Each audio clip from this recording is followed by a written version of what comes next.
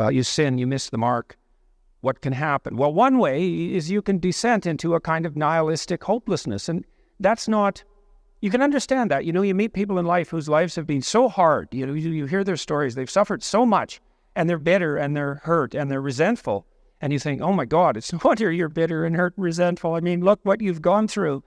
But you also notice that their bitterness and their resentment and their hopelessness and their chaos and their anxiety, it's not helping, right? It's worsening the problem. It's not making it better. And I'm not saying that people can always resist that, but I've certainly seen that it's not helpful. But I've also met other people, you know, who have had stories equally catastrophic, sometimes more catastrophic, sometimes so catastrophic you can't even believe that they survived, who are not embittered or made resentful by those experiences and who continue to aim up. And so that makes a mockery of a kind of casual determinism, right? Is that you end up chaotic, nihilistic, hopeless, anxious, etc., merely as a consequence of the unbearable tragedy of your life. Because if that was the case, then everyone who had a series of unbearable tragedies, which, by the way, will be almost all of us in one way or another at one time or another, would end up in that catastrophic chaos that if manifested broadly enough in a society produces a flood that ends everything. And that's the story of Noah in large part. And Noah, you know, he's wise in his generations was a lovely phrase because it means for his time and place he was a good man. And that's a lens through which history might well be viewed. You know, we're very presumptuous, us moderns. We look back and we think, well, you know, this person who did all these remarkable things said these things that we now regard as inappropriate and therefore can be dispensed with. It's like, well, what makes you think that you're above that criticism 100 years from now, that, you know, the best you can do is to be as good as you can in your time and place. And if you can manage that, well, good for you. If you can transcend that, well, then maybe you're some sort of saint, and you're probably not. So aiming at just the first is not such a bad upper aim. And so there's the chaos domain, and I would say those of you who are graduating, you don't want to be tempted into that, you know. One of the things I've thought a lot about in relationship to faith, you know, we have this idea, it's not a good idea, and it's certainly an idea for which religious people are often pilloried, that faith means the sacrifice of reason and the willingness to believe things that are patently not true. And when religious people debate scientists, they're often sort of hung out to dry on exactly those presuppositions. Their willingness to accept on principle propositions that seem on the face of them impossible. I don't think that's what faith is at all in some fundamental sense. I think faith is a form of courage.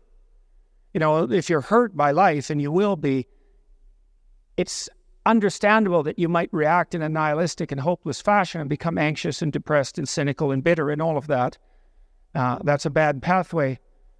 And I think part of what helps you through that is faith. And part of that faith is that it's incumbent upon you, and actually in your best interest and everyone else's, to maintain faith in the fundamental goodness of existence, including your own, despite the evidence to the contrary, right? Because you can draw conclusions from suffering in two ways, right? One is that you have a duty and perhaps the capability to transcend the suffering and still serve the good, or you can derive the conclusion that life is so unbearable that it would be best terminated, which is the conclusion that Goethe's Mephistopheles derives, for example, in Faust. He says, well, the world is rife with suffering, and it's so unbearable that consciousness itself, all beings should cease to exist. That would be better. Nothing is better than something if something is rife with suffering.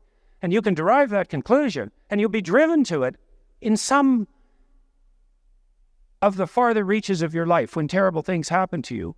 But I would say faith is the courage to not take that path despite the evidence that that might be justified.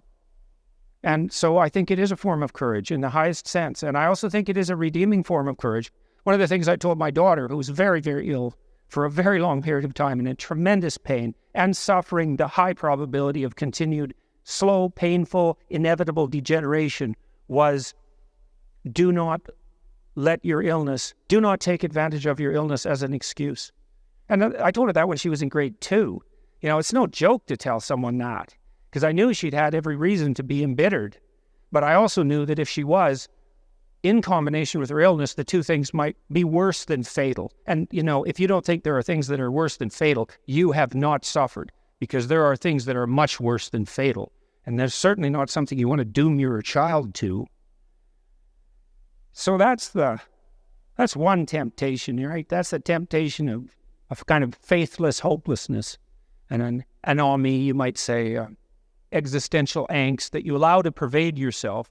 And I'm not saying you won't have your reasons, because you will. I'm saying that the reasons don't justify the conclusion, and they certainly don't justify the conclusion, not self-evidently, and they don't justify the conclusion in any simple deterministic sense.